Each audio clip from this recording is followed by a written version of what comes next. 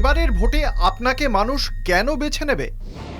দেখুন, প্রথম হচ্ছে কাটোয়ার উন্নয়ন বলে কিছু হয়নি, এটা আপনারা দেখেছেন।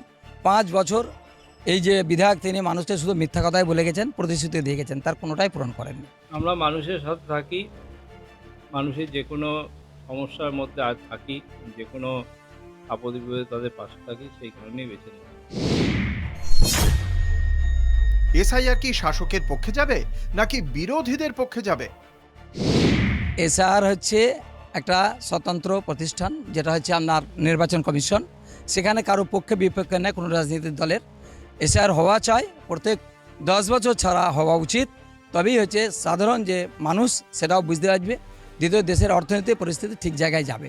স্যার, তারা যে নামগুলো বাদ দেওয়া হয়েছে সেগুলো বেশিরভাগ শাসক দলের সমর্থক, কিন্তু এই ঘটনা ঘটানোর জন্য বিরোধীরা ক্ষতিগ্রস্ত হবে।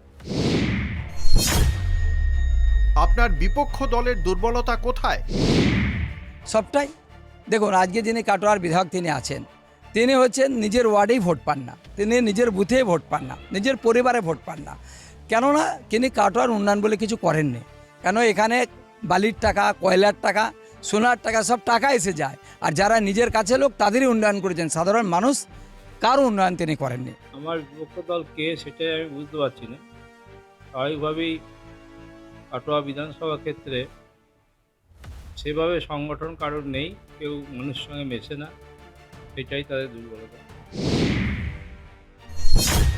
গত 5 বছরে এলাকার উন্নয়ন নিয়ে আপনি কি সন্তুষ্ট? আপনারা রাস্তাঘাটে গেলে দেখতেই পাবেন কিছুই উন্নয়ন নেই। রাস্তা আছে কিন্তু ড্রেন নেই। আপনার কাটোয়ায় যে রেল ব্রিজ 5 বছর থেকে মানে যখন দিয়ে আসছে, উনি আজ 6 বারকার বিধায়ক, আজ অবধি একটা রেল ব্রিজ করতে পারলেন না। নদিয়া বর্ধমানের যে যোগাযোগ, যে গঙ্গার উপরে যে ব্রিজ, সে ব্রিজ তিনি করতে পারলেন না। হসপিটাল যে আছে তার তিনি উন্নত মানের চিকিৎসা দিতে পারলেন না। কাটোয়া যে তাপ বিদ্যুৎ হওয়ার কথা, প্রত্যেকবার ভোট এলে মনে হয় এবার আমি তাপ বিদ্যুৎটা করব, সেটা কিন্তু করতে পারলেন না। দ্বিতীয় হচ্ছে শিক্ষা, স্কুল আছে সেখানে শিক্ষক নেই। মানে মানুষ পুরোটাই হতাশায় নার ওপর। এলাকার উন্নয়ন নিয়ে কোনোদিনই সন্তুষ্ট হওয়া যায় না।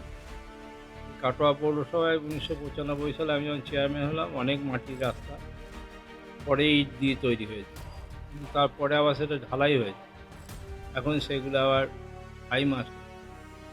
স্বাভাবিকভাবেই উন্নয়ন গতিশীল, উন্নয়ন তো হতেই থাকবে, তবে আমরা মানুষের প্রয়োজন মতো উন্নয়ন করে যাচ্ছি।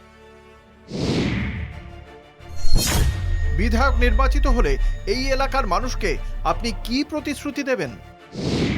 প্রথমে আমার কাজ হবে এখানে সাধারণ মানুষের সুরক্ষা। দ্বিতীয় হচ্ছে স্বাস্থ্যের ব্যবস্থা সঠিক পায়, যাতে হসপিটাল গিয়ে সবাই চিকিৎসা সঠিক পায়, উন্নত মানের। স্কুল যে আছে শিক্ষা, সেই শিক্ষায় উন্নত আনা, যাতে প্রত্যেক পরিবারের ছেলে স্কুল থেকে পড়ে যাতে তারা নিজের পায়ে দাঁড়াতে পারে। দ্বিতীয় কর্মস্থান, যুবক যুবতী যারা পড়াশোনা করার পর তাদের কোনো না কোনো জায়গায় কর্মস্থানের ব্যবস্থা করা যায়।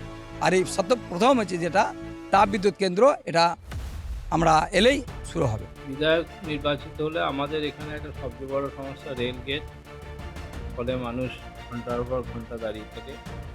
রেল গেট তৈরি করার জন্য আমরা বহু আগে থেকে উদ্যোগ নিয়েছিলাম। আমাদের লক্ষ্য হলো যে কোনো উপায়ে রেল গেট তৈরি করা। ঠিক তেমনি বল্লভপাড়া ঘাট, এখানে যদি একটা ব্রিজ করে দেওয়া যায়, তাহলে নদীয়ার সঙ্গে পূর্ব বর্ধমানের যোগাযোগটা আরও বাড়বে এবং দেবগ্রামের পাশেই বর্ডার, বাংলাদেশ বর্ডার পর্যন্ত পরিধি হবে, যার ফলে সামরিক বাহিনীর পক্ষে এটা একটা সুবিধাজনক জায়গা থাকে। সেই জন্য এই নদীর উপরে ওরা ব্রিজটা করার জন্য ওরা উদ্যোগী হয়। ঠিক তেমনি কাটোয়া হসপিটালকে যাতে আরও উন্নত করা যায়, মাননীয় মুখ্যমন্ত্রী ক্ষমতা আসার পর কাটোয়া হসপিটালে প্রচুর উন্নয়ন হয়।